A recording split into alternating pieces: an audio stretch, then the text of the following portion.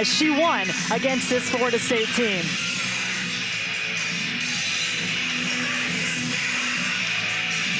Still a little bit of sunlight left on the far side of Klockner Stadium here as we get going. Let's love the game from Charlottesville, Virginia.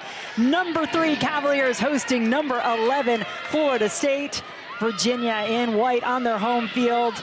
Florida State in garnet. Both teams looking to snap 3-match winless streaks coming into this one tonight. Lainey Rouse on this near side. Gives it away. Peyton McGovern picking it up in the midfield for Florida State. Soleil Washington getting the start tonight in this one.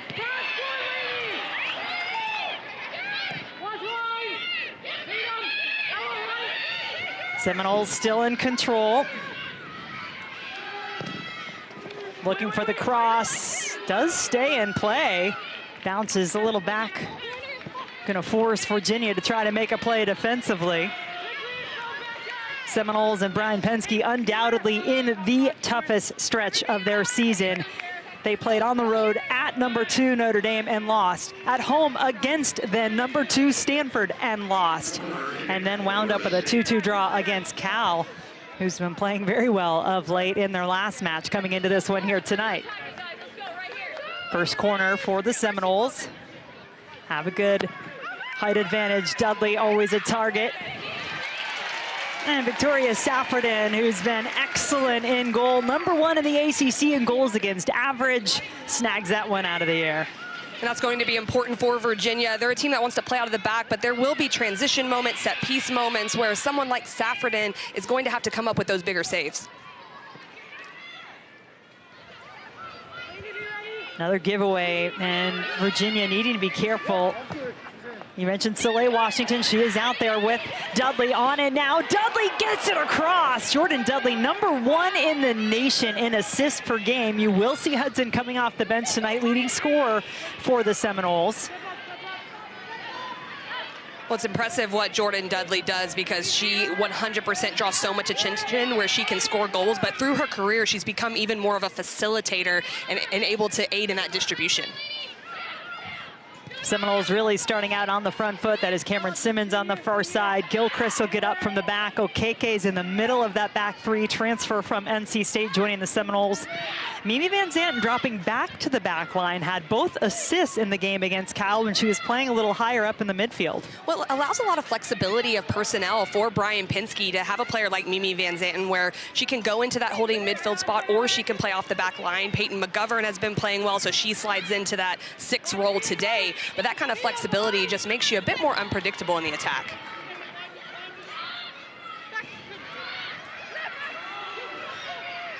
Gilchrist will go all the way back to the goalkeeper, who is freshman Kate O'Keen, getting second straight start. It had largely been Addie Todd as the starter for the Seminoles, but you said it in the open, Casey, this team's been leaking goals as of late and had to make some changes. Good step overs from Cagle.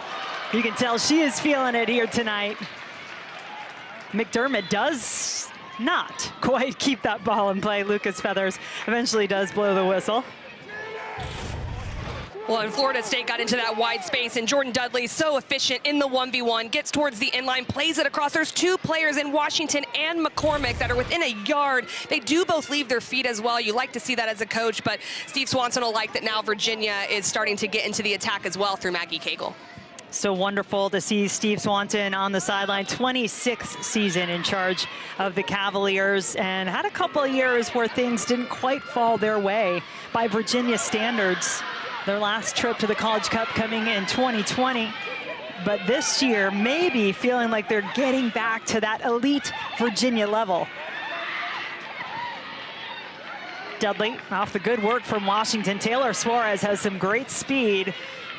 Number 9 for Florida State. Well, and a lot of the possession that's coming for Florida State is off their defensive work first, so then they're setting play a little bit higher up the field. Jordynn Dudley had the option when she wins it to either switch the point or play that ball through, and those are the kind of opportunities and decisions they're going to have to make in attacking transition to try to have that efficiency in the final third. Yeah, talking to Brian Penske this morning, He pointed back to the first half of the Notre Dame game, which was a really excellent half for the Seminoles. There's a foul right in front of the Florida State bench. But what they were able to do in that first half was pick off Notre Dame in the midfield. That's what it looks like they've been doing here early, too. And the defensive work isn't just the way you play, it's the mentality. And we're seeing it there as the foul was called. But the mentality that you bring to defending, you can have all the structure right, but if you do not step in and win your individual battles, it doesn't necessarily matter. But they'll certainly be looking to have that intensity, but also turn it into some really clear attacking moments. Yeah, I don't think, even though there might have been some frustration with that call, I don't think the Florida State bench is going to mind a little extra bite out there from this team tonight, because Brian Penske was really curious to see how his team was going to come out. The word he used was, would they bring enough gumption to the matchup? That's one way to put it. Yes. No, I agree, and I think it's about where you have those fouls. So that's more of a mentality foul up at midfield. That's not going to hurt you necessarily. So I think he'll be happy to see that this early on. Godfrey taking it over for Virginia. Such a good facilitator. You talk about Dudley on one end and Godfrey on the other end for Virginia. Two players both on the Herman Trophy mid-season watch list. We've got a couple of those for both teams on the field tonight. Rouse.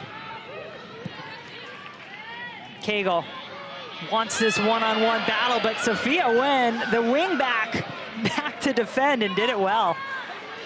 But I think for Virginia, you have to be happy with that isolation. Anytime Cagle has a 1v1 isolation, you want her to take on, and so they'll want to continue to get her the ball in the wide areas.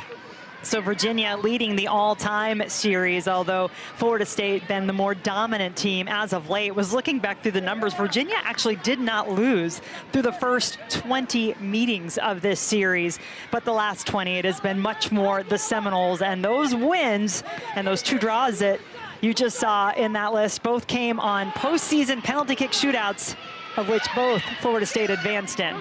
So these teams have met in the College Cup over the last few years, ACC championships, NCAA championships, even if you go back a few more years. And Florida State has had the better of the Cavs. And so much of that describes why we're so excited about this matchup, because neither team is necessarily going to stop playing into their identity. They know who they are, they love this matchup, and they're going to go after it. As we said early, don't think there's any question as to the quality of both of these teams. That's some good confidence there in the back for Virginia, playing it back to Saffredin, but Florida State is bringing some pressure. Halpern, talented freshman for the Cavaliers, able to pick it up, earn the foul. It's a homecoming tonight of sorts for Una McCormack for Florida State. Played here at Virginia, where she was an ACC All-Freshman team member in 2023, so had 2 years with the Cavs before transferring to Florida State before this season. Rouse, given time to serve, overshot it. I don't mind that look, though, because now it's just in the head of the Florida State Seminoles that ball could be to the back post. Then it might open up some area in front. Lainey Rouse has more time. She could take more space. That's a very difficult ball for defenders. They have to let it go. So if the run is more angled, you might get an opportunity on frame from there. Last meeting between these two teams in Tallahassee last year, a 4-0 victory for Florida State. Really dominant performance by the Seminoles on their home field. Flamia. Good interaction, and Rouse is getting forward a bit more here than we maybe anticipated. Finds Cagle. And it is not, Casey, that Rouse is not good at getting forward. She is, but typically she's been the one they like to keep back. Well, she's so good in defending 1v1 in transition defensively, but there's so much space right now because when Virginia does have possession, they're pushing Florida State into their back line of 5. So the wing backs are tucked all the way back, taking care of McDermott and Cagle. So that gives Lainey Rouse license to get forward and ready to make her off the left side. Just look at the distribution from the freshman goalkeeper, O'Keen. Put that one right at midfield off the goal kick. Brian Penske telling us we're going to see what she's made of. We're going to see what type of presence she brings, because they felt like they want that presence that can be a game-changing player in the back. We've seen it from Saffredin at times this season with some of her performances.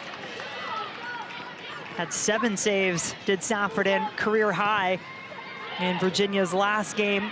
A draw at Louisville, which they wound up drawing 1-1, conceding late in that game. Florida State, too, led 2-0 in their last match against Cal, wound up conceding 2 goals late in the last 15 minutes to wind up with the draw. Cal's had a knack for that recently, Yes. haven't they? They just continue to play and make it hard on teams. Yeah, we showed you the standings. Cal Bears doing very well in 3rd at the moment, although should definitely point out they've already played 9 matches. Some teams have only played 7 to this point, so they're hoping they can hang on, stay in that top 6.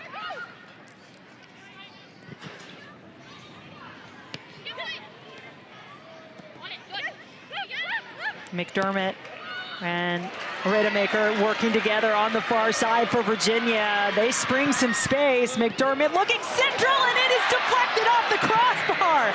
Oh, that looked like it was headed toward the back of the net for sure. Florida State dodging a bullet.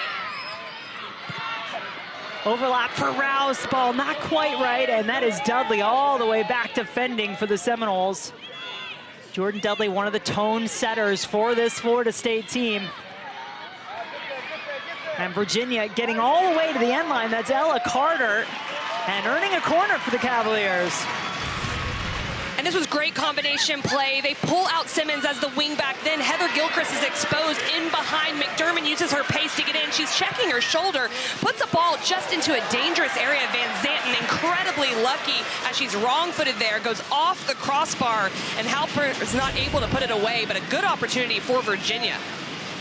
Ella Carter, the junior, ready from the corner for the Cavaliers. Left-footed ball swinging in. Flamia.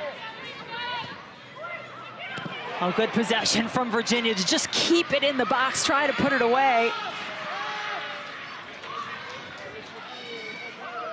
What started that entire sequence of events was the ability to manipulate in that wide space area. That's how these systems match up. If they can pull Sophia Wynn out and Cameron Simmons out, then there's space in behind for the Virginia Cavaliers, and it just becomes incredibly hard to mark in the box when you have that much space as you've gone in there.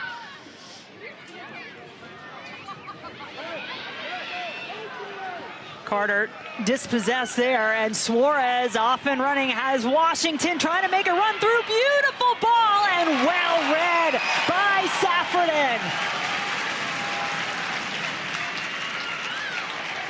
Love the intensity, though, of Taylor Suarez to just win it in midfield. Then she drives at the back line. But give Galvin credit. She just waits, and then she lets it go in behind there. You don't want to be split through the middle, but Saffredin comes up big. She times it perfectly and doesn't overcommit too early.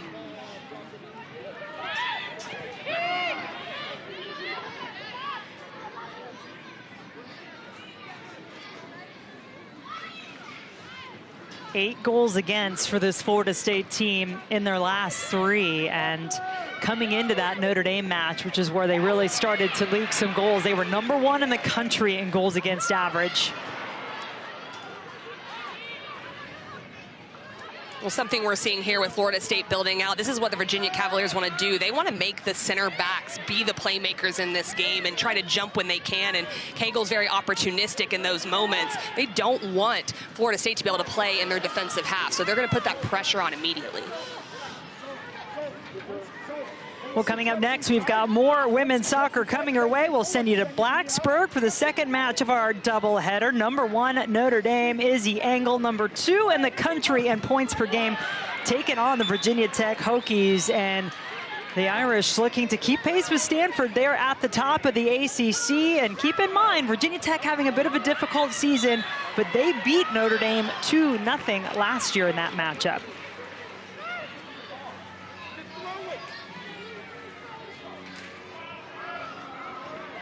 I think it's safe to say there is very little you take for granted when you're having an ACC matchup, other than that you know it's going to be tough. Well, in Virginia Tech, even though they're at the bottom, they've been in really tight games as well through the ACC. So you're right, there's not one game you can overlook. And the other thing is Izzy Engel going to stop scoring ever? Because I just feel like she completely just dominates and just figures out ways to score. And there's so much variety in her game. She's just a player you love to watch.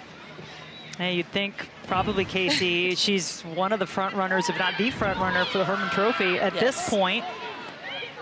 Notre Dame, #1 in the country. Stanford, #2, right behind the Irish. And then Virginia, #3. In this winless streak, 2 draws for the Cavaliers and 1 loss. It's 2 losses for Florida State and a draw. Dudley, what a touch. Well read defensively. Godfrey had it for a moment, but it goes back to Simmons. It's poked away by the freshman from Amsterdam, Liv Ridemaker. Started just about every game this season for Virginia, but does concede the corner.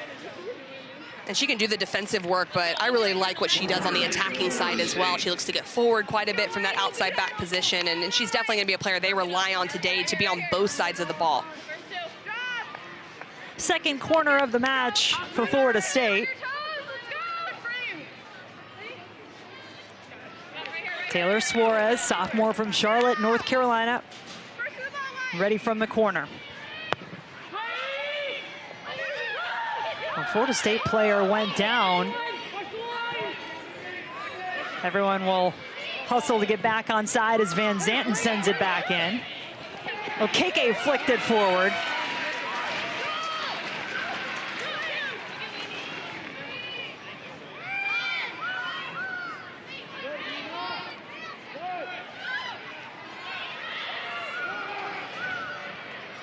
Flamia and Godfrey working together for Virginia. Godfrey. There's such an interesting dynamic here because Virginia loves to play in possession, but the more they possess, the more time it gives Florida State to get back in their 5-3-2 defensively. So it's that mix of when do we play quick and go in transition? When does it make sense? And usually that's numbers up. And when should we be moving the ball side to side? So that differentiator is how Virginia Cavaliers have to approach it anytime they're in possession. This may be one of those change of pace type balls that isolates Cagle. She's up for the challenge. Look at that post. Oh, that was set up beautifully for McDermott. What an opportunity there, and you just keep giving Maggie Cagle the ball. Good things are going to happen, but I love that McDermott has gone 2 or 3 times in that back post area. They changed the point, and this is done quickly, so the entire back line of Florida State can't necessarily adjust. That means she's able to face up Sophia Wynn, and then she sends a curling ball to the back post. With that kind of pace, it gives McDermott time to get there, but Gilchrist gets just a little touch. Godfrey had it taken off her foot.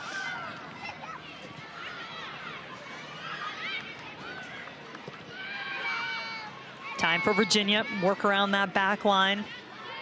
Mackey to Rouse.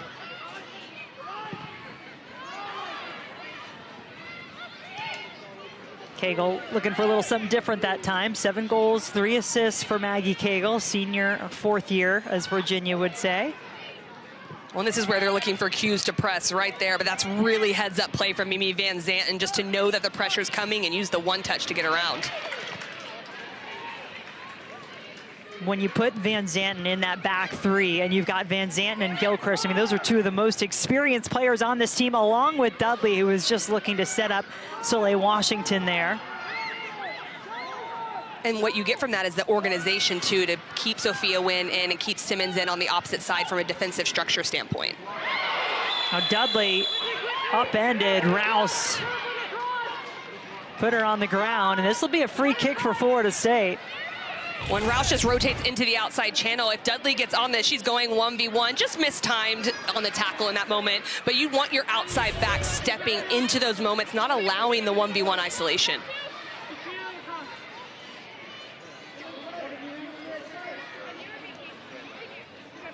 Suarez, once again, will be the one on the set piece for Florida State.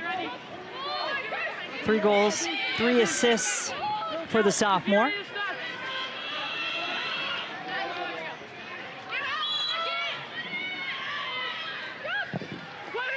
Driven at the near post. Nobody there in Garnet.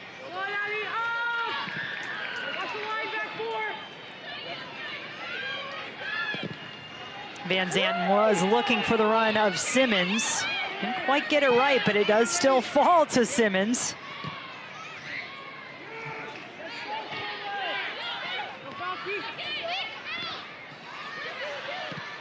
Suarez, Dudley lurking. McGovern.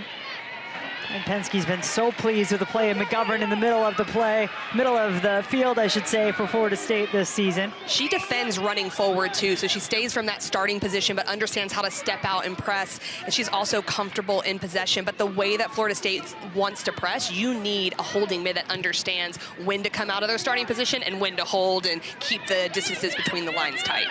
Yeah, just a sophomore, Peyton McGovern, and only started 5 matches and 19 appearances last season, but she gives this team a lot of confidence in the decision-making. That's what she's been doing there in midfield.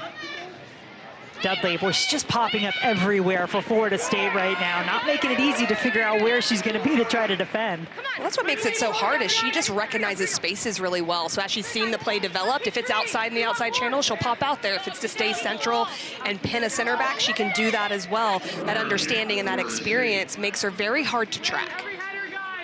Earns another corner for Florida State. Let's go right here.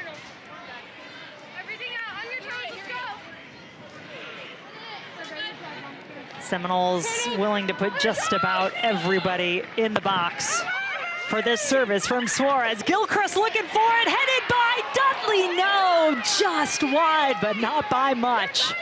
It was a good second chance opportunity, and there is a potential she might have been offside. Virginia was looking to step the line pretty quickly, but it happened so fast. But the service is really good to the back post area. Virginia steps, and Jordynn Dudley just readjusts her positioning. She's upset, and she would have been onside as Rademacher is keeping her on and just barely goes wide of the post.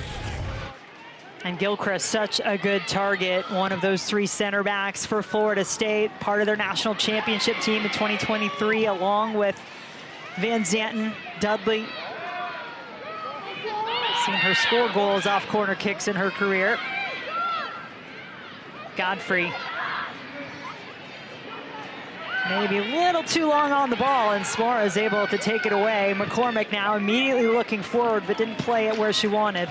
Well, exactly where she's playing it, though, is where I think Florida State can evolve in this half, is getting their wingbacks up a little bit higher. They are doing very well centrally to find Dudley, to find Soleil Washington. There's a temptation to play Washington in behind, but if they can get the wingbacks up and use the wide space, there seems to be more of an advantage there. On the other side, is there anything for Virginia that you think maybe they could do a little differently, as they might, I don't think we're going to get a card, but a talking to at least on the time wasting? I'll be honest, I like Virginia's approach right now. They have looked very good in when to keep it versus when to go forward quickly. You can see Leah Godfrey going and probing and trying to go quick. There's just not numbers forward. So the ebb and flow of which team has the ball, I think, is just an expectation in this game because they're both so talented from an offensive standpoint.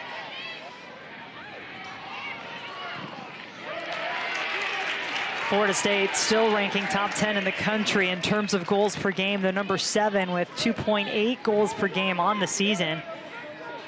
And this tonight facing number 3 Virginia, the 3rd top 3 opponent for the Seminoles in the last 15 days. I mean, that is some kind of stretch. Great defending. Great defending by Lainey Rouse, and she's done, that's the 1v1 defending on display right there that they depend on her for. Just a little bit indecisive there, going long, a little bit quick, maybe show a little more patience, but those moments are going to be really important. Gilchrist, so confident, able to turn herself around, knew where the defense was coming from in the form of Virginia's attacking players, and now just asking Simmons, get out and go. No. Well read again. I mean, both of these teams, you can see the class, the quality that they both possess. Well, now when they establish possession here, you're asking maybe what to look for. I think finding the opposite side attacking midfielder in a change of point, because when it does go to one side, Florida State's pressing really hard. So we saw one of the best opportunities come from a direct change of point to the winger or finding an opposite side attacking midfielder. That can really help them isolate. Maybe a little bit of that idea there. Exactly. As Mackey was looking out toward McDermott, and leading scorer for the Seminoles getting ready to come in. Do you think Soleil Washington did what Brian Penske was looking for her to do in these first 20-plus minutes? Yeah, I think there were runs in behind, and there was 1 or 2 opportunities, if not for Safford and coming off her line and protecting the space behind in the back line. He wanted her to have that verticality to open up space in midfield for Taylor Suarez, for Jordynn Dudley to operate, and I think she did well there. And now we'll see how things possibly change, because Dudley and Hudson as a duo are tough to contain for any team. 10 goals on the season for Rihanna Hudson coming off the bench, and at 6'2", the sophomore obviously presents another big target on any set pieces. Rouse streaming into some open space, but her touch too strong. Got a little extra elbow in there from Van Zanten. But how Florida State comes out of this, really it's their last 5 games. If you look back to the start with that Notre Dame game, I think Brian Pensky could have told you when the schedule came out, this is where he's going to find out the most about his team, right? And Wake Forest up until this week had also been ranked in the top 25. So how his team comes out of this may well determine how far they eventually wind up going in the postseason. Well, what stands out to me is that they still scored 5 goals during that stretch, but it's at what cost? And then you're playing the teams that you know are going to punish you in moments. So it is how you come out of that. And having this game tonight against Virginia, like you said, having Wake Forest, those results will kind of shape how we look at that stretch differently than maybe we're looking at it right now. Yeah, Seminoles, the 5-time defending ACC tournament champs, in jeopardy potentially, as is Virginia, maybe not even making the top 6.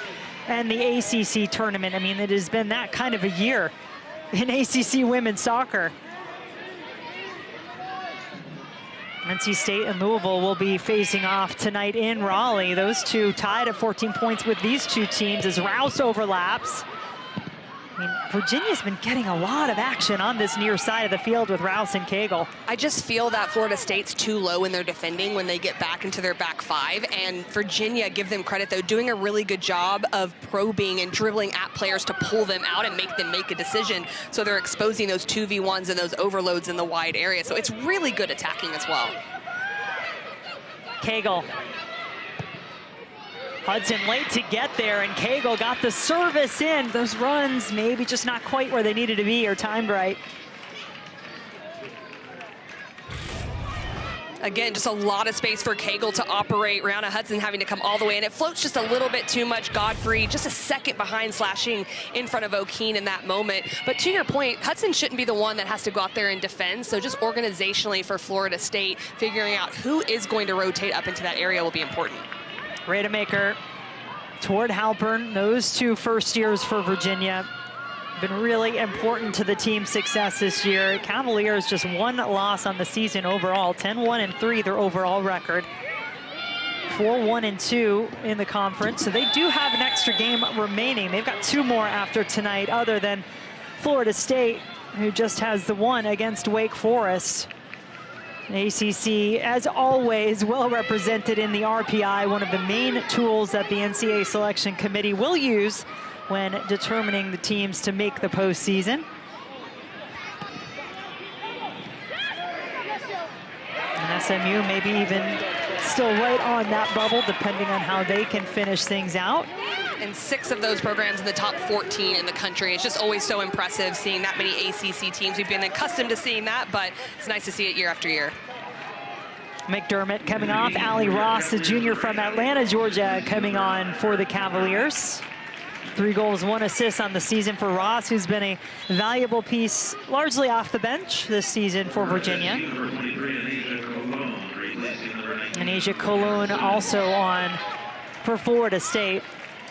She serves a beautiful ball when she gets the opportunity, so watch out for number 23. She has come on in place of Simmons for the Seminoles.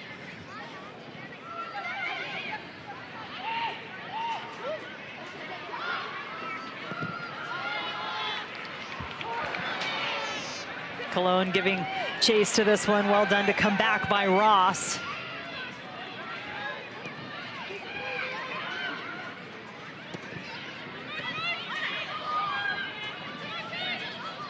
In the middle third, it's such an interesting battle because I wouldn't give the edge necessarily to either team in that middle third area of the field, especially with the 3 midfielders almost canceling each other out in some ways.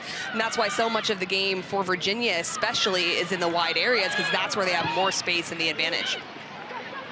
Well, Ross may be thinking she had someone coming up there on the outside, but I'm curious, though. I know that Leah Godfrey is so good at finding pockets of space, but do you almost want to see her shift wide a little more often so she's on the ball more? I love Leah Godfrey in the wide space. Even when she was a youth national team player, she's so good in the 1v1. She has breakaway pace, but it's so hard to put her out there if they're not able to find her, because you do want her in and around the ball. But I think there could be moments where she could drift in rotation in those areas potentially. Pretty even so far between these two teams, both with a close call, we'll say. Nearly an own goal by the Seminoles early in the match, and then on the other end, Florida State, Jordynn Dudley headed it just past the post. Dudley on it now. Takes it with her left, what a strike. And Jordynn Dudley certainly has the range.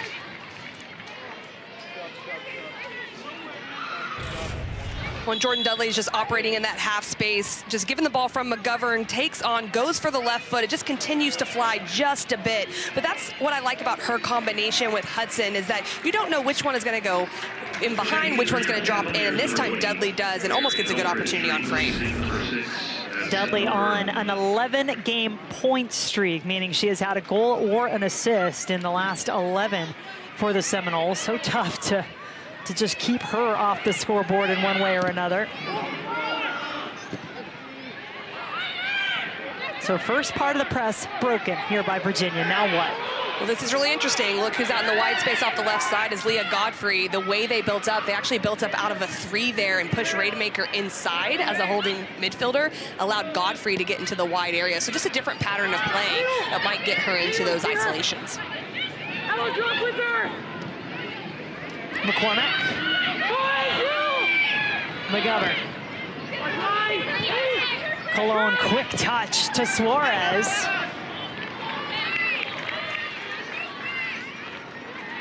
We'll want to give you our ACC Network Saturday football lineup at noon. It'll be number 16 Virginia going to Chapel Hill to take on the Tar Heels. Then it is NC State squaring off against Pitt, and fresh off their upset at number 2 Miami, 19th ranked Louisville hosting Boston College at 7:30 Eastern. All 3 games also available on the all-new ESPN app. This ball bounces favorably for Cagle. Has Van Zanten one-on-one defending here. Now she gets a little bit of help. Good enough to slow down Maggie Cagle. Flamia missed all of last season. Great to see her back healthy for the Cavaliers. Rademacher lost it. And now are the Cavaliers vulnerable in transition. Hudson is all alone up there, and that ball is not going to trouble the defense too much. But that's the give and take of what Virginia is doing since they've made the subs. Helfrich has come into that center forward role. Ross is coming inside when they build, and Leah Godfrey is going in the wide area. So it's a 3-3-4, 4 against them, but they leave themselves exposed. Dudley and Hudson working together. Dudley gets on it in the box, bumped off the ball, and no whistle on the play. That is some heads-up defending by Virginia.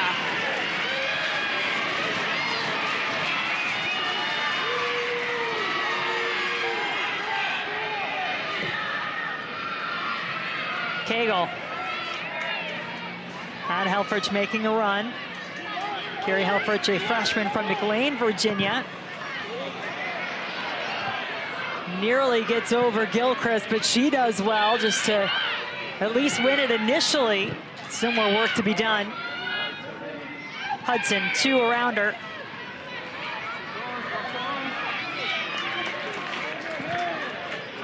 Switch to the near side and Rouse.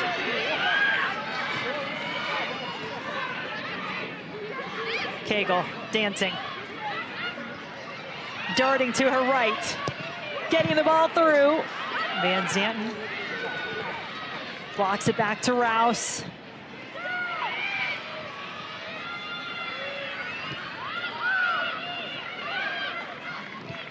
There's a lot of recycling of play here from Virginia. They're getting multiple opportunities, and it's because of their organization. When the ball is cleared, they're still staying high to make sure they have numbers. Helfrich. Will there be a shot able to be gotten off here by Virginia? None so far. Maybe now. There it is, but too high in the end.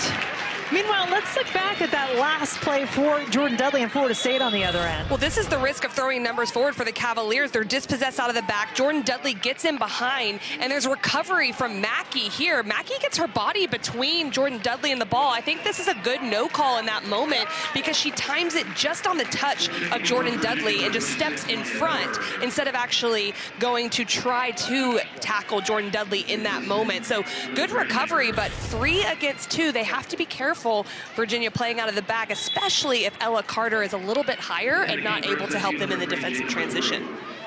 A couple of subs coming on, notably for Florida State. Jada McGrew, the freshman who has been starting in the back line, has come into the match. That pushes Mimi Van Zanten up into the midfield, which ideally is where Brian Penske would love to play her because she can be such a good connector and facilitator in there.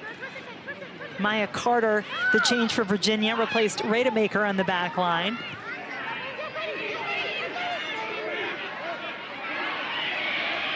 Dudley in Rouse. I mean, those two have had some great battles over the years, both graduate players. Well, actually, I think about Dudley as just having been there forever. She really is just a junior, and Rouse She's been is the graduate. Impactful every year, from her freshman year on.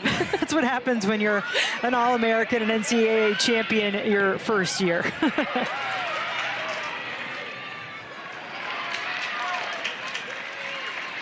Tell you what, Okeke has been a heck of an addition to this Florida State backline too. Transfer from NC State, sophomore.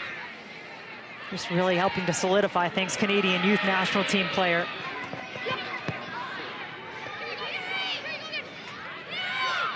Helfrich has this blocked out for a corner. There's an opportunity to create a 4v3 there for Virginia with Lamia, but still well done by Helfrich there just to continue to get off service. Most of the attack for Virginia has actually come off those services from the wide area.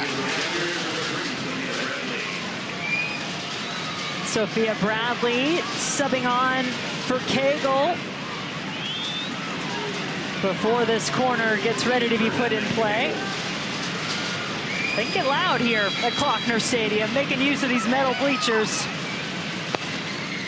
Ella Carter with the service, and O'Keen, I mean, the freshman, when called upon, has been solid so far. Really well done. That looked confident to me, and just expanding her range, the timing of it, everything. And you need those in those moments. Yes, your players have to be able to challenge aerially, but I like what Jordynn Dudley did as well. She made sure to create space for O'Keen to come up and be able that, just in case she dropped it or anything, no one was able to get on it.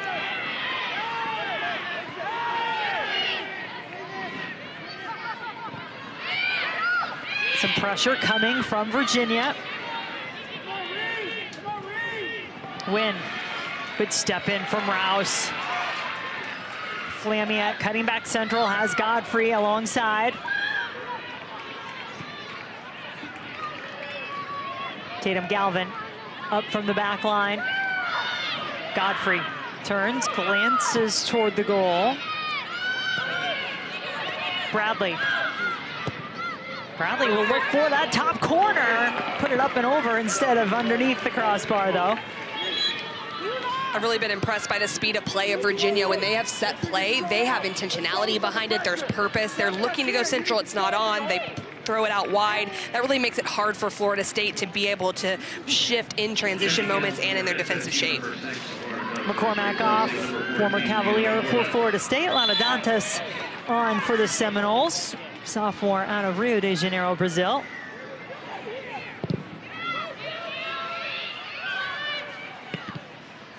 When despite the fact that it is 0-0, it feels like it has been electric between these two teams. I mean, just, as I said, the quality on full display, and you get the sense it is really going to take something special to break the other down.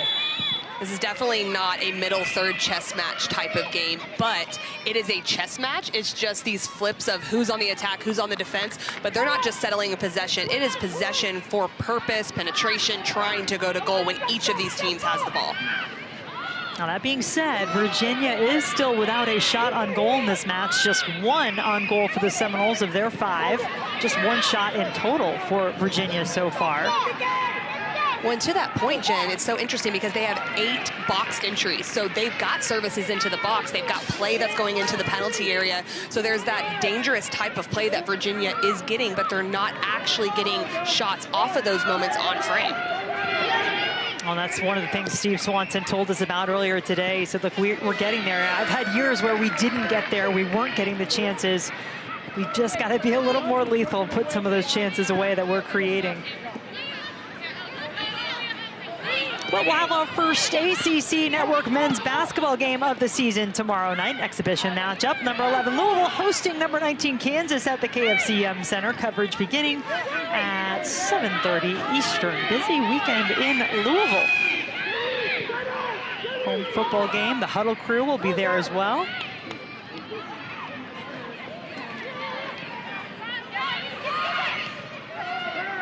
Dantas. Van Zanten picks out Hudson. Dudley somehow nearly got that back to Hudson. Good poke by Dantas. Gives it away to Godfrey this time, who gives it right back. Gilchrist stepping up. Cologne.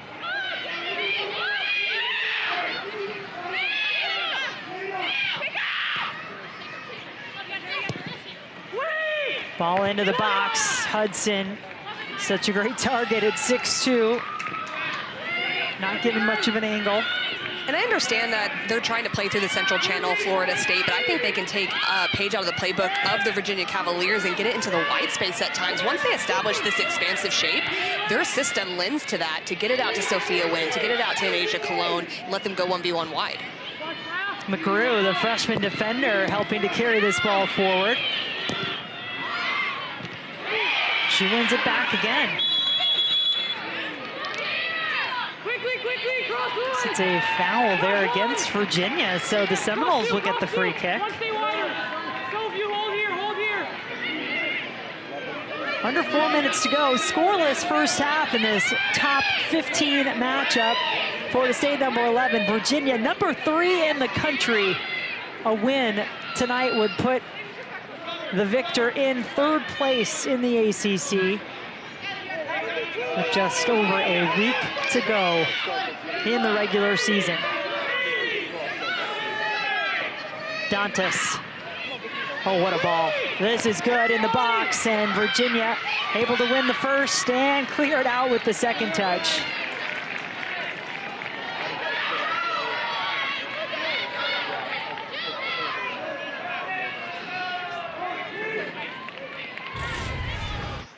When this is the ball, it's served up. I like this. It hangs up a little bit, and then it's just about a battle and being ruthless in the penalty area. Both of these teams have done very well on the defensive side of just making sure they win those first challenges. This is another foul committed, I think both by Bradley for Virginia. Just have to be careful giving these types of opportunities to Florida State. Especially when you have a player like Hudson in the penalty area. She's not the only one that is good with aerial duels, but she's certainly one to focus in on. Hudson, Dudley, Gilchrist too. You see her starting in an offside position right now. It's off the goalkeeper's hands, and then the touch was there. It was the freshman, Jada McGrew, who had a chance to put it away. Instead, went up and over the crossbar. Well, the service from Dantas is just so incredibly nice. It's just lofted up there, so if you don't time it well, and Safradan does not time this well, she has to hang a little bit, so she's not able to collect it. This has to be put away. Jada McGrew just didn't have her body in a good position, didn't allow it to drop enough to be able to get her body over it to keep it on frame, but good framing by her to protect in the back post area. Linda Mittermeier, graduate student with the Cavaliers in her 2nd year with the program from Austria, came on to replace Godfrey for these last couple of minutes of the first half. Foul near midfield.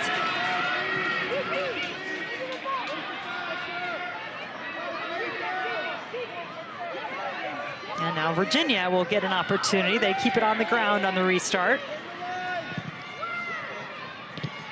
Rouse left her service a little short.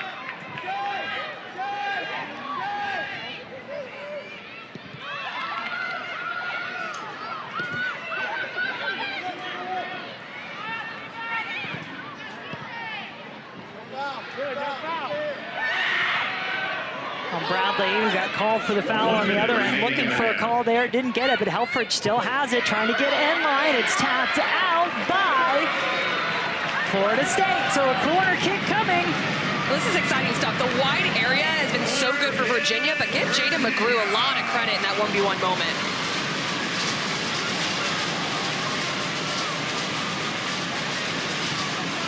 Perhaps the last chance of this first half. Virginia looking to cash it in. It is safe, still there, still alive, and somehow it is kept out. That took just about every Seminole player in the vicinity to help keep that out of the goal. Goodness.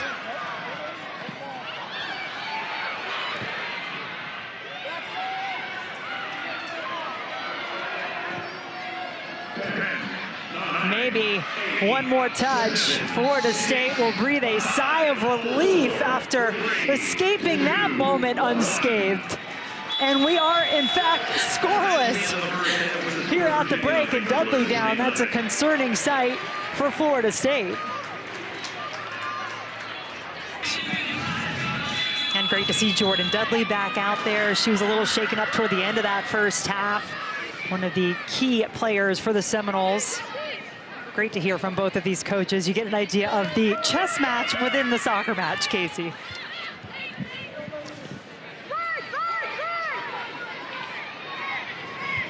Virginia starting off with the ball. These two teams tied at 14 points. Top 6 teams make the ACC tournament. A win tonight would give the victor third place in the standings, at least for now. A lot of ACC action still to come tonight and later this week, heading into the weekend.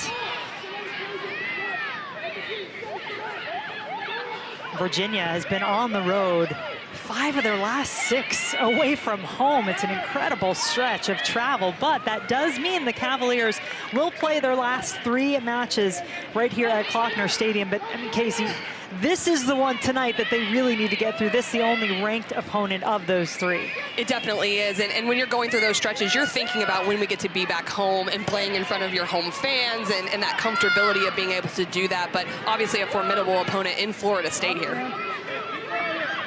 Seminoles unbeaten in their last 6 against Virginia. They've won the last 3, including their last 2 here at Klockner Stadium. McDermott picks it up from Godfrey.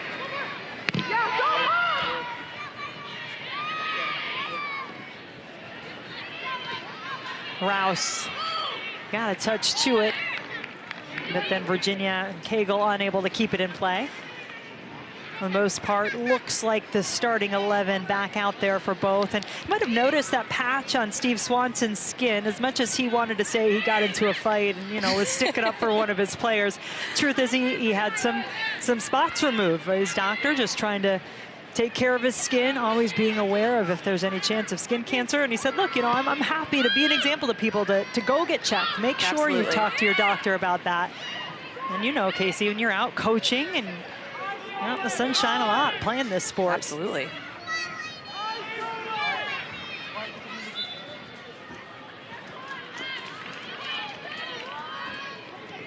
The sun that we had here at Klockner has since gone away, and the temperature's dropping a little bit. Really was a gorgeous day. The picture-perfect fall day on a campus here in Charlottesville. Crisp feel in the air, and now it's getting a little cooler, reminding you the postseason just over a week away. It's got that feel to it. It was a beautiful day, but I always love seeing the stadiums at night under the lights. Klockner is a beautiful one to come and play at for sure. Now, you said you always loved coming here, right? I loved it. It's such a great place to come play soccer for fans and everyone to come witness a good event. It's a beautiful field, beautiful new facility. My goodness, that we got to see for the Olympic sports teams. Got a tour of that. Could still smell all of the newness around it. Steve Swanson giving us a tour of that earlier today. Rademacher able to get the cross through. Whoa, what a goal! Virginia strikes off the cross.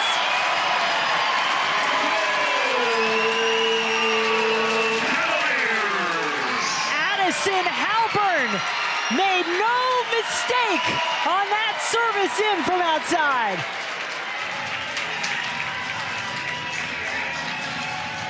This is a quick start from the Virginia Cavaliers. They've been using the wide areas all night long. This time it was no different. A whipped ball in. Addison Halpern organizes her run. The timing is picture perfect. A great ball across and a just powerful header. There were multiple runs, so no one knew how to pick Halpern up in this moment. A timely header and a textbook finish. Just the second goal of the season for the freshman who came in so highly touted. Not only the New Jersey Gatorade Player of the Year, but the National Player of the Year, Addison Halpern. A big goal there to put her team in front.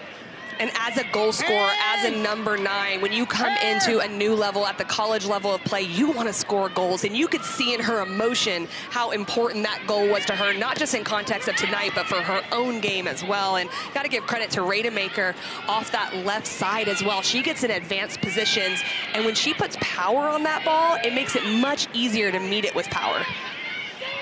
So now Florida State playing from behind.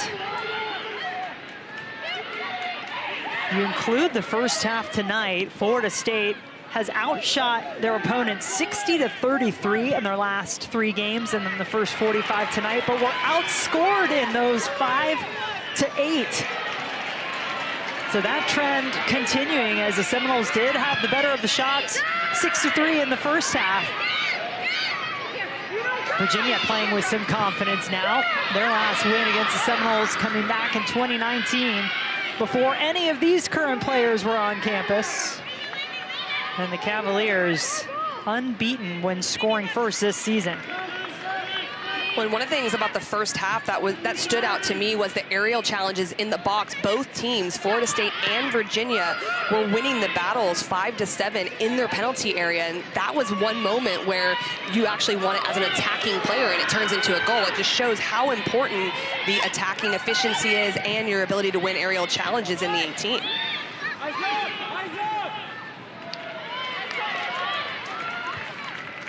Does this change much for Florida State now trailing a goal? I don't think necessarily it does. They are already trying to press from the front. They're trying to force balls centrally and use that in transition to go forward. I do think they might have higher positionings of their wing backs as the half goes on, because it's not going to matter if you give up a second goal later in the half. You have to push for that equalizer and potentially more. So maybe see a more advanced positioning out of Simmons and out of Wynn off the opposite side.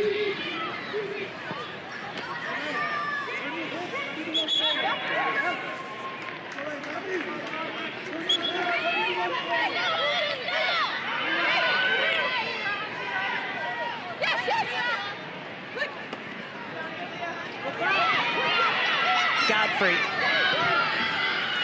Over to Rouse.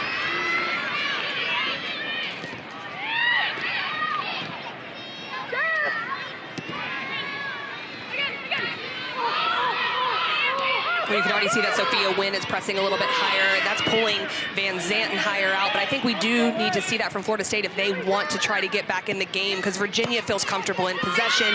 They're moving the ball around. So it's going to be about your jumping and stepping defensively to set play higher. Gilchrist goes all the way back to her freshman goalkeeper, Katie O'Keene, who did get the start tonight for Florida State. Brian Penske has used 3 goalkeepers this season, including Evan Osteen, who's away with the U17 team at the World Cup, as is Nanya Torre. The Seminoles without both of those players at the moment. And Pearl Cecil is gone for Virginia, but O'Keene getting the start tonight. Addie Todd had been the starter predominantly, but the freshman getting a go against Virginia this evening. Suarez. McCormack, former Cavalier, looking for Dudley. And Virginia was all over that. Galvin's done a really good job to just stay in her back line in that center back position and step in to condense the space. Nice switch there from Halpern, the goal scorer of a moment ago, finding Cagle. Cagle and Godfrey amongst active players in the country, the second highest scoring duo if you look at their career numbers. Long careers for both of them here at the University of Virginia. Godfrey, first team All-American a couple years ago, but had to contend with an injury in 2023, was never really quite right, even all the way through last season. And you have two players that are performing like they are, and then you get a player like Halpern scoring tonight. Yes, they're really focused on this game tonight, but also what that could mean for as they go throughout the rest of the ACC, potentially to the ACC tournament. And if you take that into the NCAAs, to have a third goal scorer like Halpern playing well and confident is important. Don't think there's any doubt. We showed you the RPI earlier. You know the rankings. You can see them there. These two teams, they will be going to the NCAA tournament. The bigger question may be whether they could get to Cary. For the ACC tournament on the women's side, just the top 6 teams make it. Some space for Godfrey, lays it off. Halpern was looking to give it right back. Well, that's one of those moments where the instinct is to play it with a little bit too much force. You actually just need it to die behind the back line so a player can run onto, but a good opportunity. Interesting connection for Cameron Simmons for Florida State, who is playing here tonight. She's a Virginia native from Midlothian, Virginia, and if you're a Virginia men's soccer fan, you are no doubt familiar with that guy in, I would call that Brown there in the middle there, Nick Simmons, leading scorer for the Virginia men's soccer team, freshman this year, having a great year start to his career. Well, I would assume he's cheering for his sister, but you never know. I mean, I don't want to assume, but family first. Not extended family. That's why he's wearing that neutral brown color. Exactly.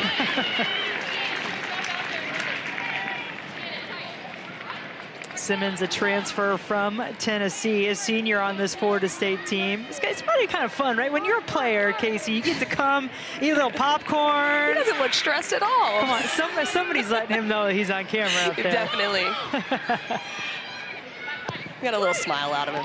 Halpern got her head to it again.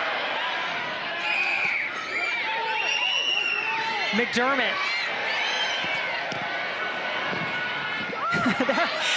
Can you hear the oohs and ahs from the crowd here? I mean, they are watching every move with bated breath. McDermott spinning her defender around. Well, the attacking from Virginia has been composed, and they've been good on the ball. There's been good ball retention, but it's been dangerous at the same time. They're looking to go in the 1v1s. There's runs above the ball. When you have willing runners, it becomes incredibly hard to track. And so it always feels like they could generate an opportunity that could turn into a chance creation. Well, I'm curious to see, you see Jordynn Dudley there tracking back toward midfield for Florida State. Brian Pensky told us at halftime he was going to try to start those two, and it's Dudley and Washington now a little wider because so much of the play was coming central through them in the first half. And what can happen in that, when they press from a wider position, they can start their angle to force the center backs to play centrally into the midfield 3. That's where he wants to step and pick off balls, and that immediately gives you numbers up if you do pick it off when you go in transition. Van Zanten back in the back line, can move up into the midfield. We saw that as the first half progressed.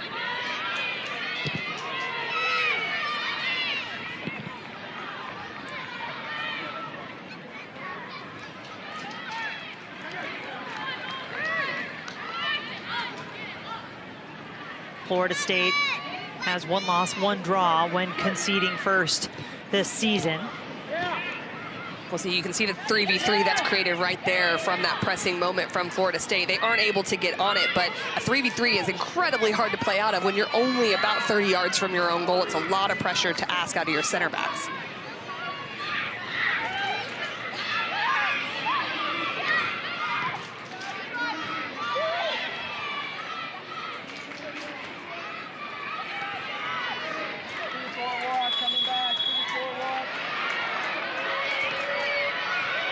Another thing to look out for, this one from Florida State's own side of the field, but watch those set pieces. Those were some of the most dangerous moments, really for both teams, but particularly for Florida State in that first half.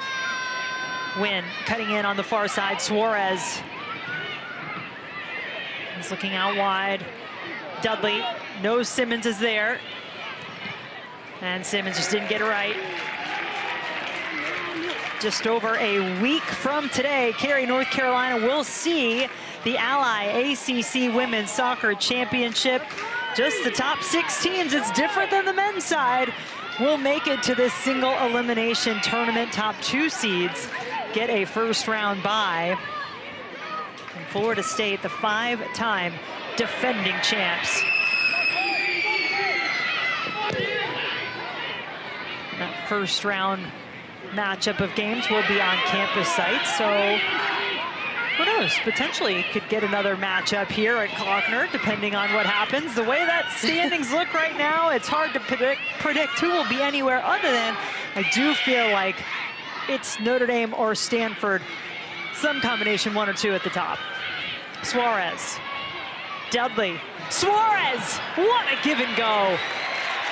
Suarez just couldn't get the shot off. Virginia, a lot of bodies there defensively. You can see Notre Dame in action later tonight. McCormack running through, looking for the far post. Florida State has equalized. Jordynn Dudley slams it home, and we are tied at a goal apiece.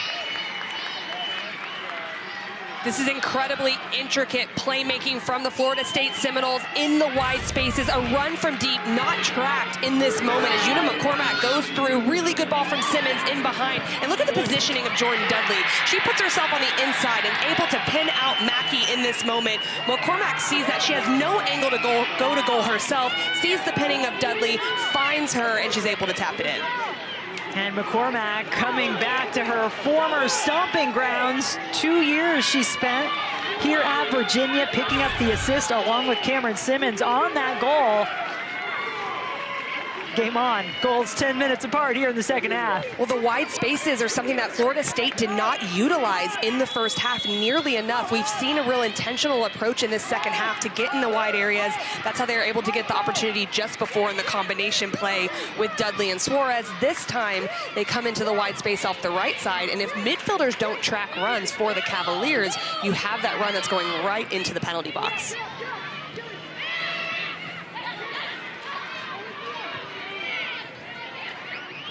Sixth goal of the season for Dudley extends now a 12-game streak of at least a goal or an assist for Dudley.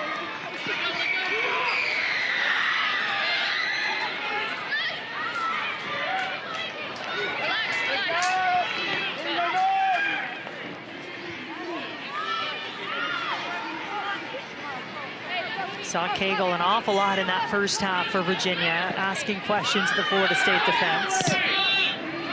The wingbacks of Florida State are getting a bit more of an advanced position defensively. They got into their five-back really quick in the first half, and it allowed a lot of 1v1s for Cagle off the right side. See Helfrich in, tried to flick that through.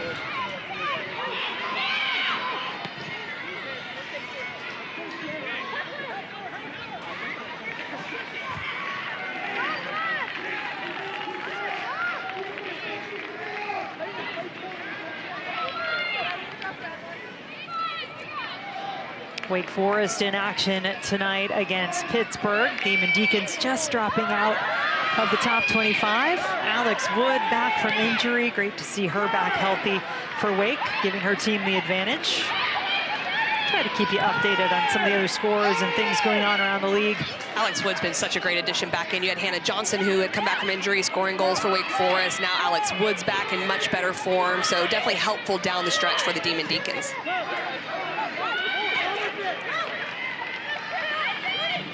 Wake Forest currently just outside the top 10, looking to get in there.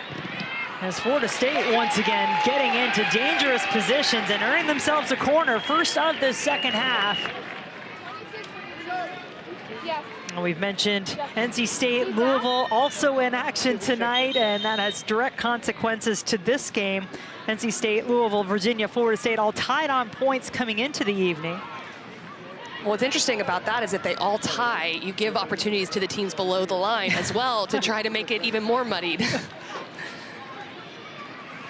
So Liv Rademacher has to get tended to here, has some blood, and so while she is getting taken care of, I want to show you what we mentioned earlier, this gorgeous new facility that just opened in September for the Virginia Olympic sports teams, and this was when the soccer team got a chance to take a look, and as Steve Swanson told us, for players like Leah Godfrey, Lainey Rouse, who were living out of trailers basically for their facilities up until this point, they certainly appreciated the beauty of this. And Casey, I mean, this is amongst the best you'll see anywhere. And the smiles say it all, don't they? Looking to see how much space they have to put everything in the locker room. You just love seeing that as players and seeing the entire facility from the strength and conditioning area to everything that they've been able to do. It's been a long time coming, and now they get to enjoy that new home. Yeah, well deserved, and great to see that money being put into the Olympic sports here. Obviously makes such a difference for all the teams and their ability to recruit. And credit to Steve Swanson for doing such a great job getting players in here when that was his home over there in the trailer. Not the greatest of circumstances, but he had this. He did have Klockner, which, as you mentioned, always been a wonderful destination for any team to come and play. Well, you have Klockner, and then you have his history of development with players and the success that this program has had, but it certainly helps to have that center now for the recruiting piece. 4 college cups for the University of Virginia, the last coming in 2020. And Rademacher coming out here as Maya Carter comes back on. We saw Carter in the first half as well, but let's not forget at the moment what is happening, and that is a corner kick for Florida State. Seminoles tying this match up in the 59th minute after Virginia took the lead, and Florida State's going to bring in a couple subs as well. Hudson, Cologne both back into the match. This is what happened to Rademacher. Oh, just clipped right there on that left knee, it looks like. Just an awkward challenge between Dudley and Rademacher in that moment. Second ball, popped in, Okeke. Got her head to it, Hudson maybe a step behind. Keep her outside. Go on, get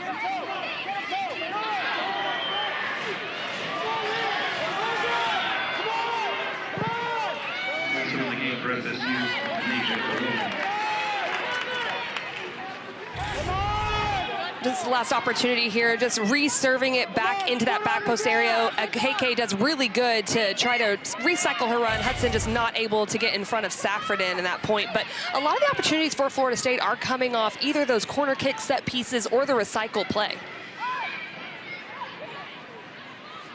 Seminoles feel like they've carried some momentum through since that goal, attacking here, keeping it on this end of the field, at least for now.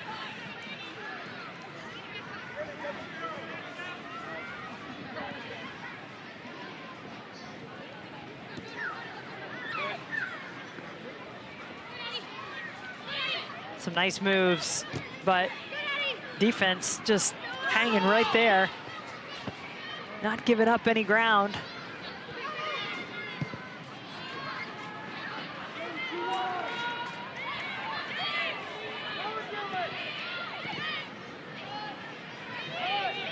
There's definitely been a speed of play increase from Florida State as well since that goal. You mentioned that they've just kind of kept their foot on the gas, but they're also moving the ball quickly. That just helps manipulate the Virginia Cavaliers to have to come out of that defensive shape, but they've settled in still quite well. Now it's just about figuring out how to get their foot on the ball, settle things down a little bit, and not allow Florida State to press. Galvin frustrated with herself, putting that one out of play. Cologne.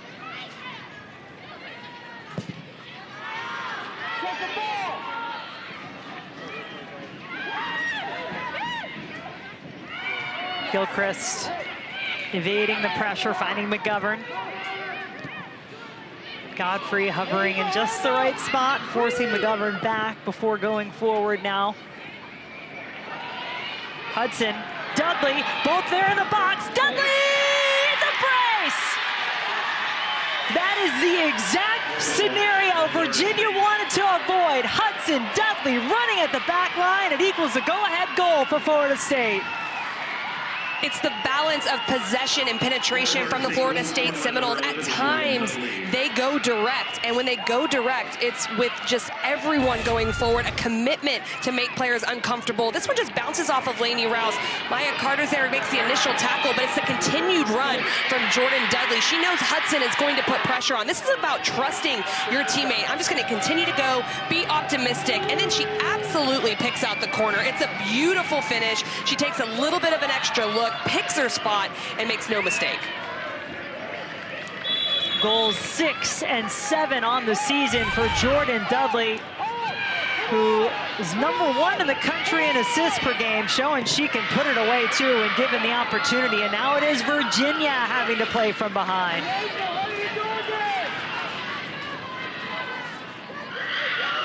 It has to be noted that when Rademacher went down, the substitution comes in. It not only brought in a new player, but also it switched positions for Galvin as well, who came out to left back. So that's 2 swaps. And it's not about the player personnel. It's just about as you get further into the game, you're not usually moving your center backs out and moving players around. So just not something that's normally done, but you have to with an injury. And it was just unfortunate with Carter because she made a good tackle. But you have to give more credit to Dudley for just trusting that it could pop to her so she continued to run.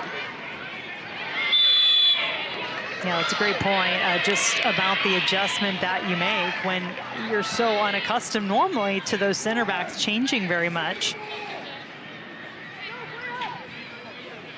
Well, Saturday morning at 10 a.m. Eastern, the Huddle crew is going to be at Louisville to get you ready for another full day of football. They're going to have a full 2-hour pregame show along with previews, analysis, all the things you've come to love, setting you up for 3 games that day on ACC Network. Virginia's in town to take on Chapel Hill in North Carolina. Then it is NC State Pitt and Louisville hosting Boston College at 7:30, all 3 games. And the Huddle also available on the all-new ESPN app.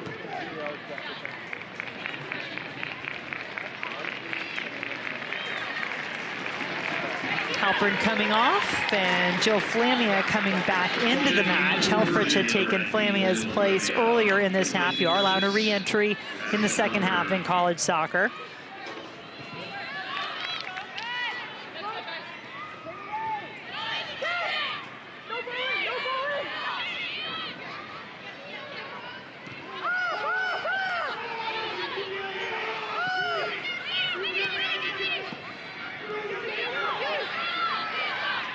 Virginia bumped here. Will earn the free kick. Well, the mentality piece is really good. I like that from Suarez in midfield, but it's the area in which this is happening, which just allows Virginia to potentially go quickly, or they can take their time on the set piece. If you do that earlier and higher up the field, it's not necessarily as hard of an opportunity for Virginia. Godfrey gets to it first.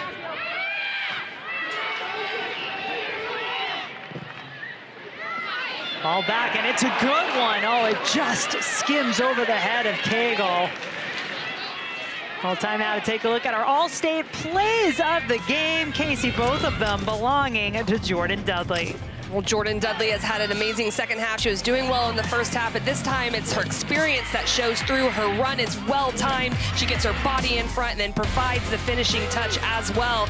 And then just continues to run. She not only does the hard work of just putting pressure, but she's the recipient of that ball bouncing right to her and then showing some exquisite technique to bend this around with power, but more importantly with accuracy. A Jordynn Dudley brace, your plays of the match brought to you by Allstate. Her own scoring streak extended. Florida State's scoring streak as a team extended, but Virginia maybe with something to say here. Allie Ross on for the Cavaliers. She and Godfrey working together. Carter. So bounce to Flamia, other side of the box, on the ground, deflects one. Gilchrist got to it.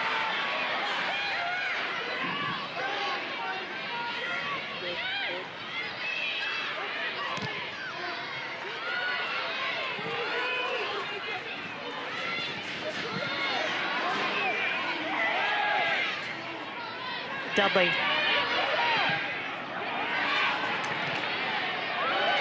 Will get it back after possession for Virginia was short-lived. Carter stepping in. Remember, Maya Carter on in place at the moment for Liv Rademacher, who had to go off due to injury.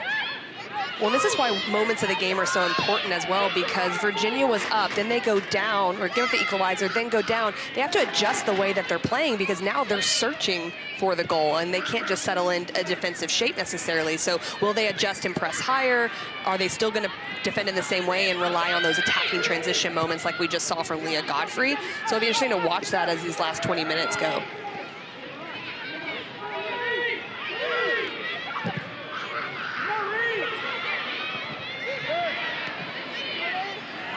Dudley streaking through the middle. Dudley looking for the hat trick and maybe a fingertip there.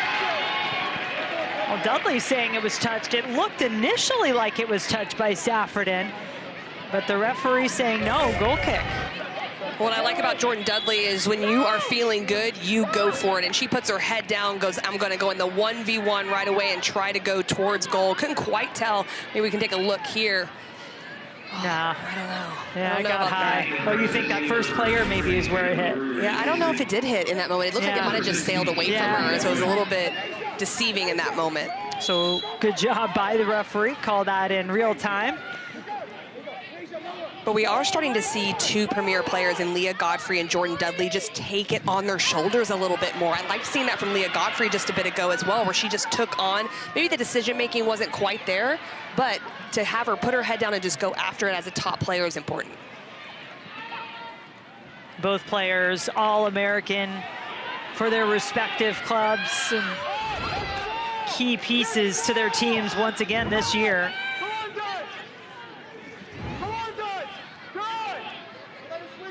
And you'd have to think breaking out of those winless streaks, so important, not just for the points, but for the confidence at this point in the season for both of these teams. It really is. I think you bring up the intangible, which I don't know if you can say it's more important than 3 points because ultimately you need the result, but for longevity and for across an entire season for two teams that are going to go into the NCAA tournament, I think you want your team feeling good, so intangibles really matter.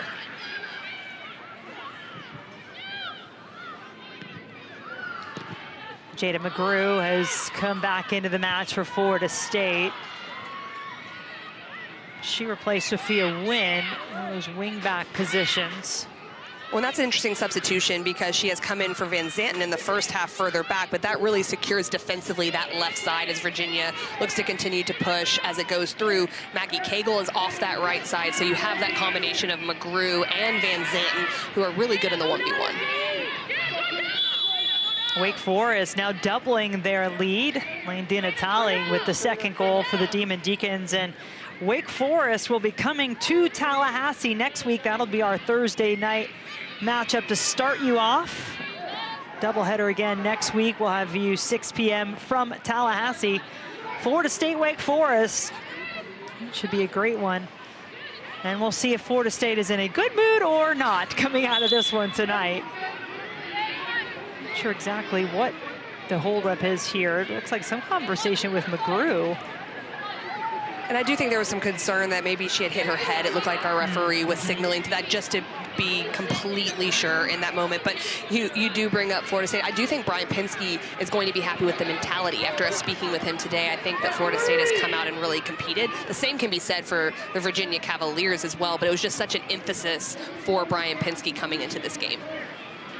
Yeah, I don't think there was any doubt talking to him that the coaching staff was fired up and determined to get this team back to its winning ways. But the question was, would the players come out with that? And you and Brian had a really great discussion in terms of how much you allow your players to lead, or when you as a coach sometimes have to step in and take a little more of that on.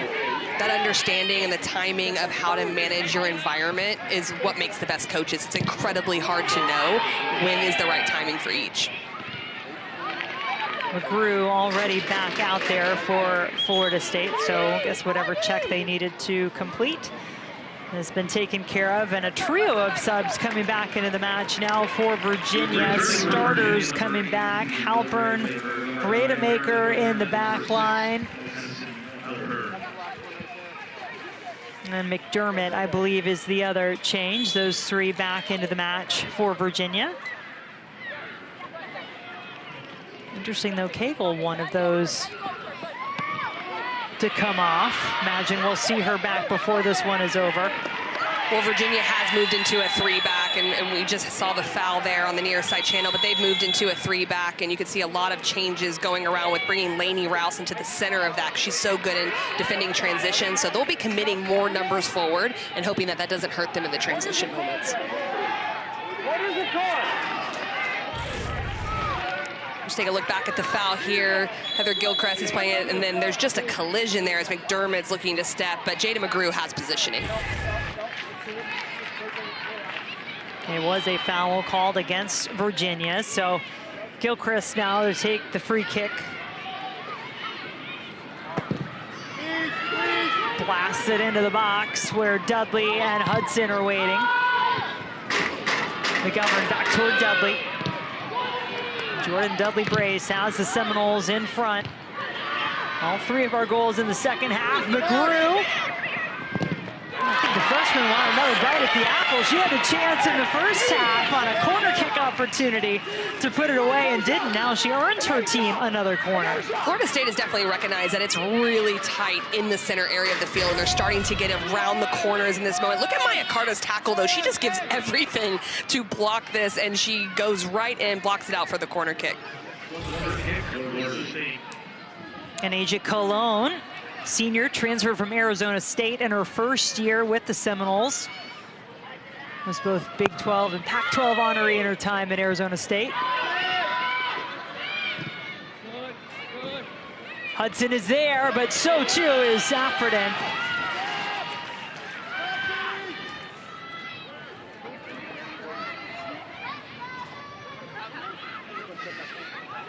So as Virginia settles into possession, you'll start to see the new shape take place. They have built out of a 3-back in this season in 2025. It gets Raidmaker higher, it gets other players higher, and they can go to more of a 2-front with McDermott in that inside area and more inverted. McCormack had it taken off her foot. Carter quickly looking for McDermott. Dudley goes flying to the ground. I mean, there is no question as to the intensity on the field right now between these two teams. Everyone seems willing to put in a tackle, which is what you want to see. Both of these staffs have to be happy with that piece, the mentality, the intensity that we're seeing towards the end of this game. I mentioned it earlier that Virginia really dominant in the first half of the series history. No losses in their first 20 meetings against Florida State, but in the last 12, 13 years, the Seminoles have been the victor more often than not. Unbeaten in their last 6 against Virginia. They have won 3 in a row. And Casey, that includes some that certainly stick in your mind. I'd say that 4-0 win in Tallahassee in the regular season last year, simply because Virginia just is not a team that gets beat 4-0 very often by anyone. And then you consider the 2021 ACC Championship game, which Florida State won. The 2015 ACC Championship game, which went to penalties. The 2020 College Cup, which went to penalties. Both of those, Florida State advancing. This is the injury we just saw from Jordynn Dudley going down. Just a really hard challenge and just awkward in a lot of ways, where Jordynn Dudley got off of her feet a little bit and was hit by McDermott in that moment. But if you're the Florida State Seminoles staff and players, you're hoping that she's able to pop up just like in the first half. Oh, I mean, Dudley, take away the 2 goals even, you know the value that this player has to this team and this program. Was the most outstanding player of the NCAA tournament in 2023 when they won their last national title, and has just continued to be a class player. 2-time All-ACC first team selection and All-American. And that most valuable player was as a freshman, which always blows my mind. And so I'm always pointing that out because that's an incredible thing to accomplish. What I love about Jordynn Dudley as well is she puts in the extra work. Anytime you can find a goal-scoring forward who can also facilitate, be provider, but do defensive work, you've found yourself a player. So this is certainly a concerning moment as Dudley has to be helped off the field.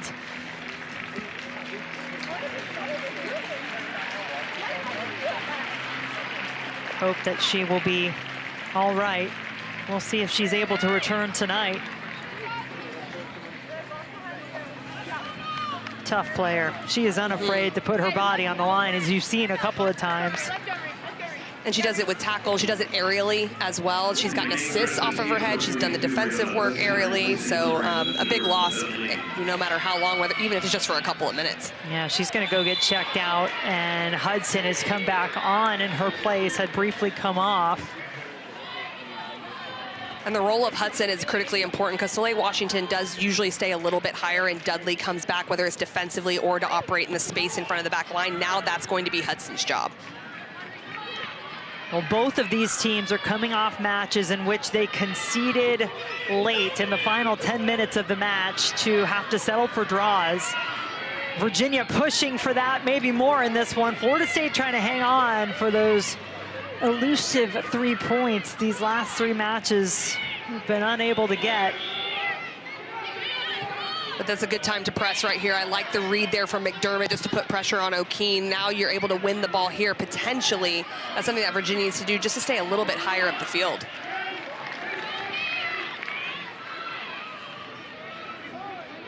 Just over 15 minutes to go in this one. Scoreless at the half. Virginia taking the lead. They have yet to lose this season when they have scored first, but they are in need of another goal now to tie this one up. Florida State, a brace from Jordynn Dudley. 5 minutes apart in the second half. Good stepping and a chance for Kiki Mackey to spring the attack for Virginia. Needs some help, goes to Halpern, the goal scorer for the Cavaliers in the 49th minute.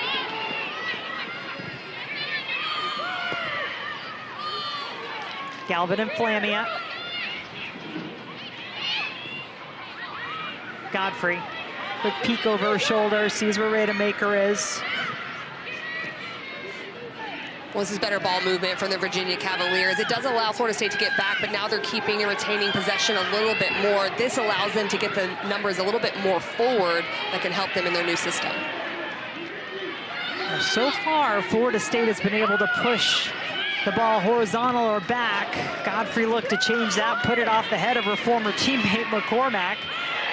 Well, Taylor Suarez has dropped into the back line as well. She's not only playing in the double pivot as the holding midfielder alongside McGovern, which is not how she started the game, but she drops back in defensively and recognizes that that's what Florida State's going to have to do to try to stop the Cavaliers. Yeah, I mean, Florida State in a position now to manage this game well, right? It is no easy task facing Virginia on the Cavaliers' home field.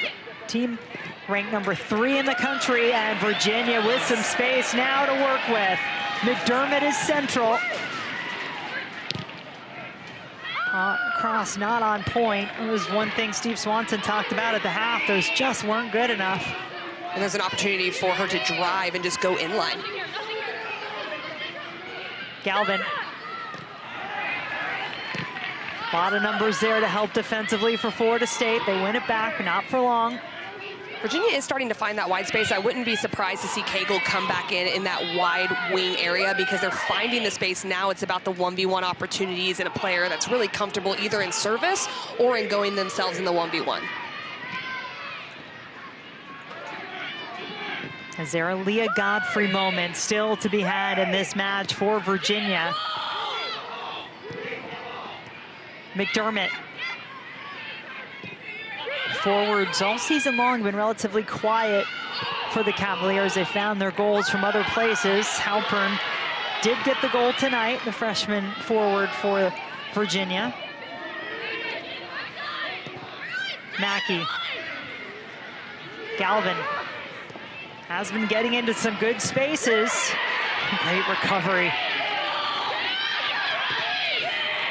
I mean, McGrew as a freshman is just fearless on that back line for Florida State. Fearless is a great word for her because that's right along the penalty line as well. So you have to really trust your ability to time a tackle, and she's done that extremely well here tonight and throughout the entirety of the season. Yeah, Brian Penske was quick to point out it was not a benching of Correct. McGrew that put her on the bench tonight. It was that he wanted to try to get a different mix of some more midfielders and a player like Mimi Van Zanten all on the field together.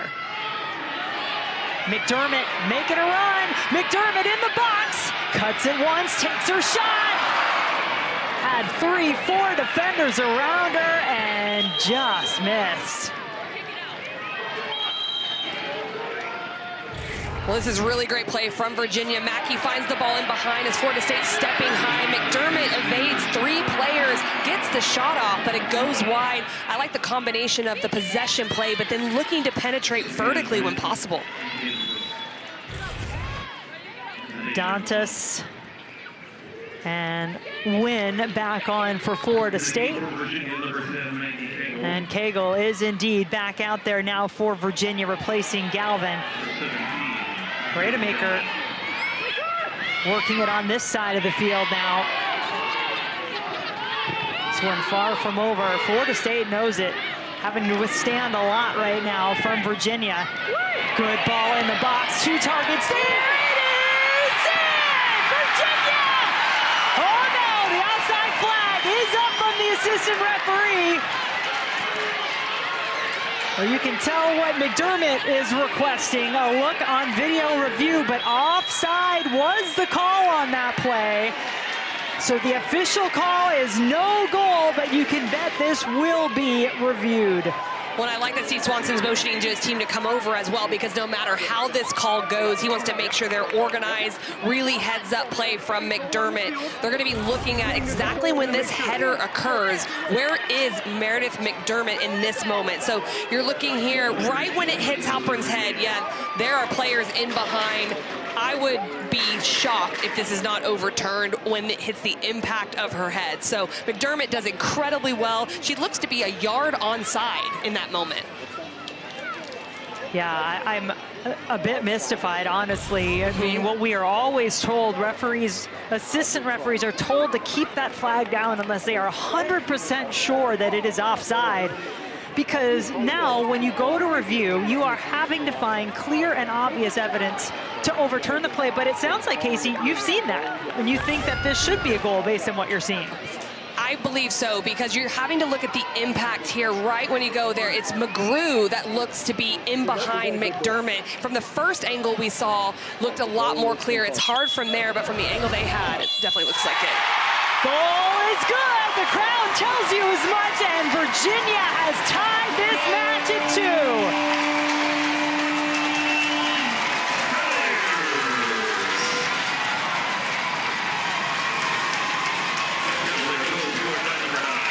The roar of the crowd says it all, Jen. It was a delayed roar. Well, there we had one celebration, then holding with bated breath, and they get to do it again. But I'm glad this was reversed. Very clear onside for Meredith McDermott, and a great equalizer.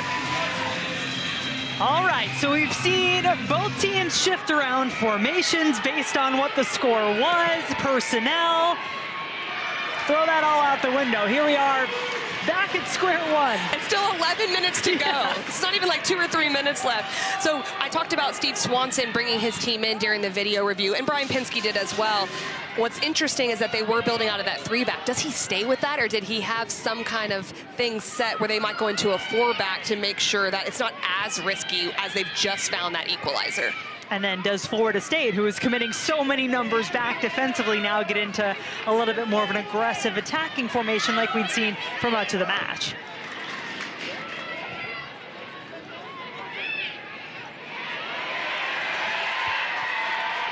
Duke up 1-0 over Syracuse. Cat Raider penalty, the difference in that one so far. Rademacher, that's a yellow card, easy to call, and Sophia Wynn knew it. She took it. But that's why you have emotional control throughout the first parts of the game, because there is a moment like that where tactical fouls need to happen, and she feels like this is that moment. She doesn't want Rademacher going forward, and she's not on a yellow card, so she allows her team to get back a clear and obvious foul, but I think a smart one from Sophia Wynn. First booking of this match for either side.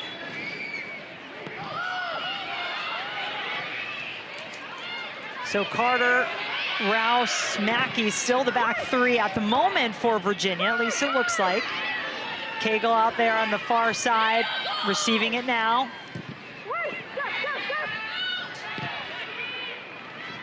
Still no Dudley. Remember, Jordynn Dudley went off in this match injured. She is the only one to score tonight for Florida State.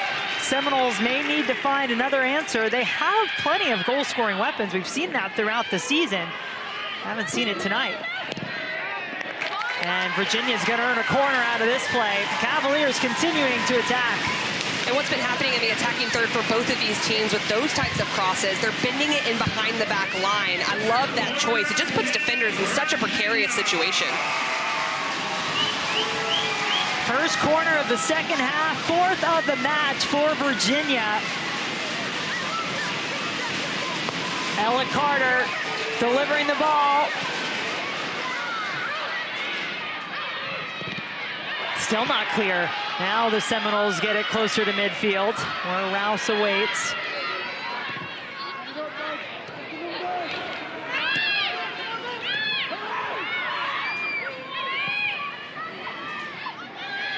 Soleil Washington spins herself around. Dudley so rarely goes off the field for Florida State. This team maybe trying to figure some things out without number 11 out there. And that's where you have a player like a Taylor Suarez in the attacking unit, at least that can step up. She's been doing some different roles in this game, and I think she's done a really good job of that, especially from a defensive perspective. But you've also got Gilchrist and Van Zanten in the back who can use their voices to make sure things are organized and settled down.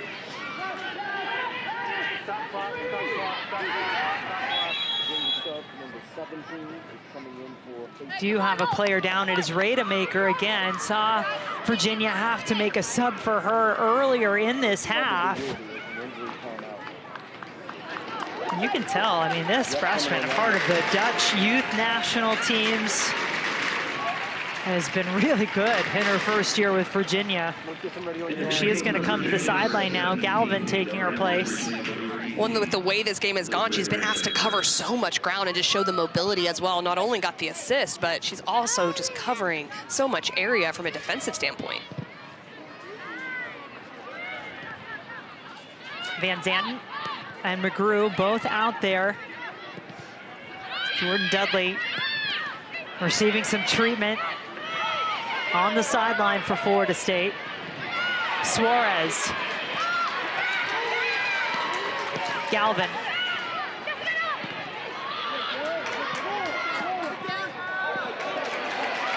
Throw in coming for Virginia. Under 8 minutes to play.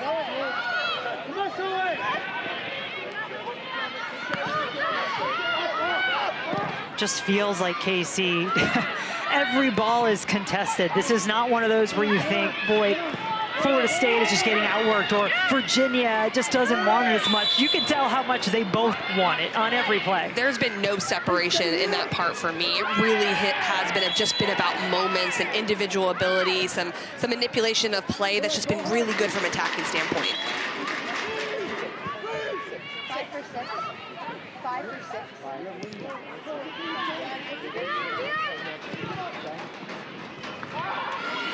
Like Jordynn Dudley may be getting set to make a possible return here for Florida State. I think she is stepped up. Looks that way. So maybe a late boost for the Seminoles if Dudley can get back. Dantas, Washington, throw for Florida State. And Dudley is indeed coming back. We told you this player is a warrior. And it's not just what she can do potentially on the field, but the confidence she gives to other players. And it still looks like she's running gingerly, but she can't be stopped. Like you can just tell she's that player that wants to be out there fighting with her team. Wincing as she comes back on the field, but Jordynn Dudley wanting to be out there with her Florida State teammates. A brace on the night for Dudley, had her team in the lead.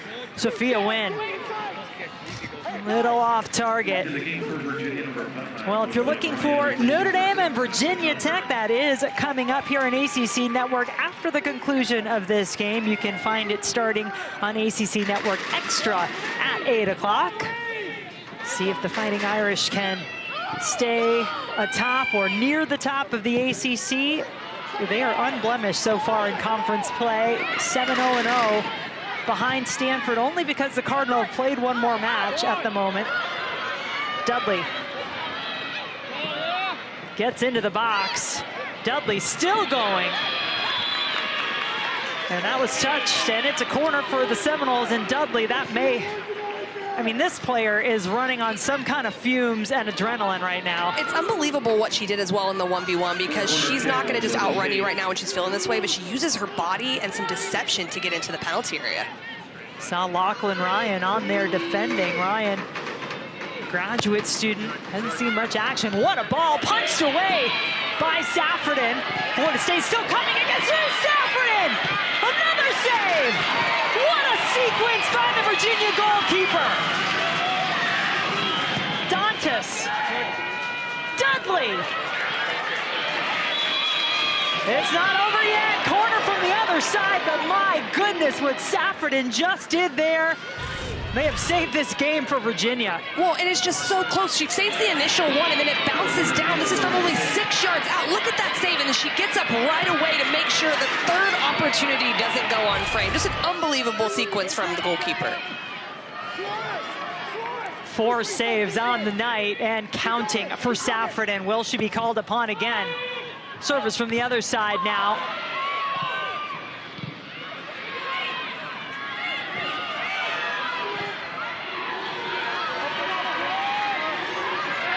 Van Zanten drew the defender in, now carries it forward. You talk about wanting to win the ball. I mean, that's what we're talking about. That's what this match has been like all night long. Cagle got up to win that for Virginia. Now it's Flamia taking the shot. O'Keen makes a save, nobody there to pick up the rebound initially. Virginia hoping that would go out for a corner, and it does. Well, talk about end-to-end action. It was McDermott at first, and she slows it up, gives it to Flamia, who decides to unleash one from distance. O'Keen just plays it safe, parries it wide. So can Virginia wreak some havoc from the corner? Ella Carter, Virginia native from Leesburg. Puts it up in the air. Far side falls to Galvin. Couldn't quite collect herself.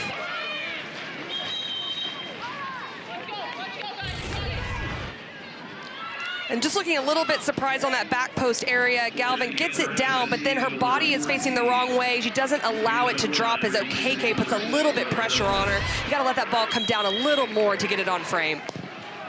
What a fantastic game this has been. These two teams showing you what the top teams in the country can look like when they face off. It has taken a little bit of everything, but a lot of Jordynn Dudley for Florida State.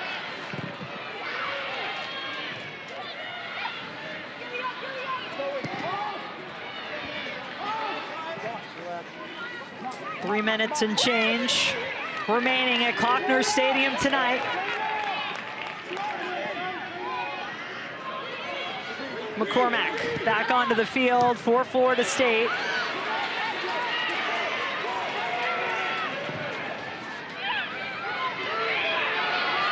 McDermott had the game-tying goal after review. Virginia able to get the equalizer, 79th minute of the match. Ryan looking for the ball through, knows the speed of her teammates. Thought she had a chance with that one. Really good vision, because I think for most of the game is that ball has been served, but she sees that gap and tries to find McDermott. I like that from the defender. Just the 7th appearance of the season for Lachlan Ryan, who has had 3 ACL injuries in her career, but playing some really valuable minutes now for Virginia.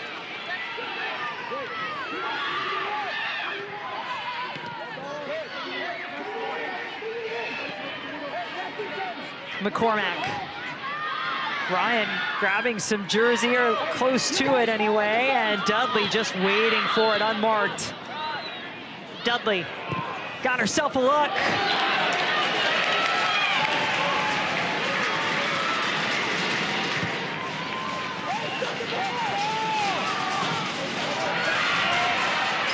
Gilchrist just misjudged the ball, but she is so tough, recovers and picks it up, and Cagle commits the foul. Well, this opportunity from Dudley, and she's still finding ways to just get a half yard of space for an opportunity. She's on it now again in the box. She and Hudson both there. Hudson gives Florida State the lead!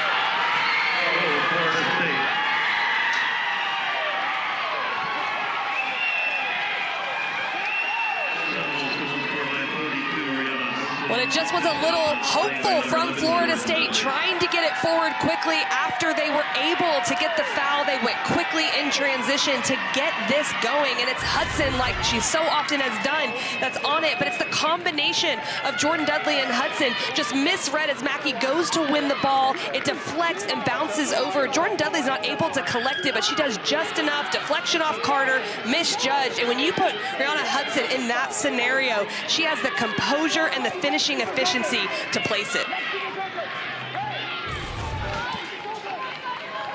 What a moment by the Seminoles dynamic duo that you highlighted early, Casey. You talked about how well those two work together. 11th goal of the season for Rihanna Hudson. And now Dudley with 2 goals and an assist, and Florida State in the lead with 1:18 to go. And incredibly, Virginia has now allowed a goal in the 85th minute or later in draws against Cal and Louisville, and potentially giving up the game winner if this stands to Florida State tonight. Well, what Florida State has done for Dudley's first goal, you mentioned Hudson and her partnership was Hudson doing the hard work, Dudley the recipient following it and putting it away. That time it was the complete reverse of Dudley being the distractor and Hudson getting a fortunate bounce, but it's what you do with it, and she was able to put it away in a very critical moment. We told you that these two teams have met in ACC championship games in the College Cup, and it has felt like that tonight. The quality of play, the caliber of both of these teams on full display. Florida State just maybe getting in the final word of the night. Doesn't that get you excited for the rest of the year, Yes. this type of game? It gets you pumped up for what's ahead.